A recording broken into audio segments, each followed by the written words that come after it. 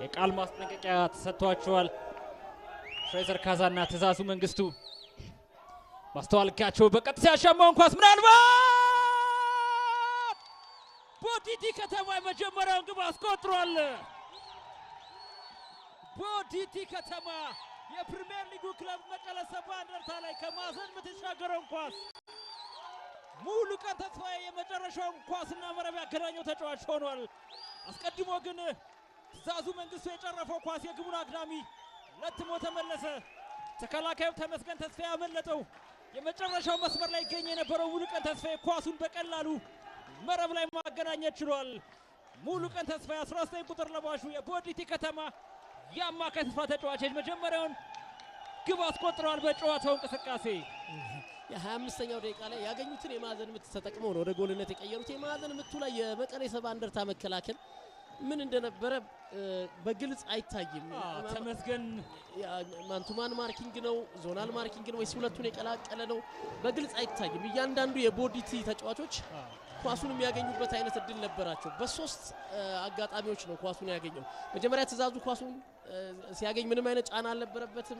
ከዛ ብረት ገጭቶ የመጣውን ሁለተኛውንም ኳስ ለማግኘት ነው ወደ ጎልነት ለመቀየር። ያን ያክል የመቀሌ ሰባ እንደርታ ተከላካዮች ንቁ አልነበሩምና ጨዋታው 25ኛው ደቂቃ ላይ ጎል አግኝተዋል። ወዴት ይሄዳል? እንደገና ሌላ የማዕዘን ቦዲቲ ከተማዎች የፕሪሚየር ሊጉ ክለብ መቀለ ሰባ እንደርታ ላይ ግብ አስቆጥረው ጨዋታውን እየመሩ ነው። በማዕዘን ምት ግብ አስቆጥረዋል። በሰከንዶች ልዩነት ደግሞ እነሱ ላይ ማዕዘን ምት ተሰጥቷል። ፍጹም አለሙ አሻማ፣ ነገር ግን እዚህኛው ላይ ማዕዘን ምት አልሰራም። አስጨናቂ ዳራ ኳስ በረጅሙ ወጣ። ደስታ ያንስ ፍጹም አለሙ መልሶ ኳስ ነጠቀ። አዎ መልሶ ፍጹም አግኝቷል። ለኬኔዲ መልሶ አሰጋኝ ለቦና ጥሩ ኳስ ምናልባትም ፍጹም አለሙ ግብ አስቆጥሯል። በመቀለ ሰባ እንደርታ በኩል የጨዋታው ልዩነት ፈጣሪ እንደሚሆን የጠበቀው ፍጹም አለሙ ጨዋታውን 1-1 ማድረግ የሚችልበትን ግብ ማስቆጠር ችሏል። ከጨዋታው ፊት ብዙ ብለናል።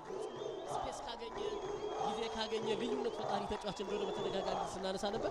እድል ሰጥተውታል። በጨዋታው እስከ 36ኛ ደቂቃ ድረስ ፍጹም እንደዚህ አይነት እድሎች አላገኘም። በአንድ ተጫዋች የበለጠ እሱ ላይ ትኩረት ባደረገ ክትትል ውስጥ ነበር የቆየው።